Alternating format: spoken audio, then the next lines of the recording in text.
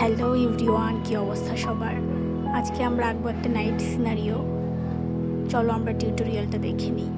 তো প্রথমেই আমরা কম্পাস দিয়ে একটা রাউন্ড শেপ এঁকে নিয়েছি, তারপর সেটাতে নীল রং দিয়ে ফিল আপ করে নিচ্ছি। অবশ্যই আমরা এমনভাবে ফিল আপ করবো যেন দেখতে খুব ভালো দেখা যায়, স্মুথ হয়। এরপর আমরা চারপাশের যে গাছগুলো আঁকবো সেগুলোর একটা শ্যাডো এঁকে নিচ্ছি।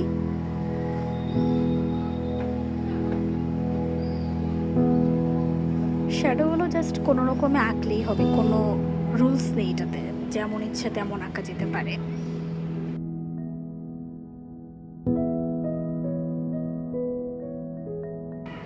এখন আমরা আকাশের ডিটেল দিব। আমরা একটা ক্লাউডি স্কাই আঁকবো যেটাতে মেঘ থাকবে, এরকম একটা আকাশ। তো এখানে আমি বিভিন্ন ব্লু এর বিভিন্ন শেড দিয়ে দিয়েছি, ডার্ক লাইট এরকমভাবে। এরপর আমরা গাছের যে শ্যাডোগুলো এঁকেছিলাম সেগুলোতে শ্যাওলা রং আর সবুজ রং, এই দুটো মিক্স করে মানে সুন্দর যাতে পাতা বোঝা যায় এরকম আঁকবো।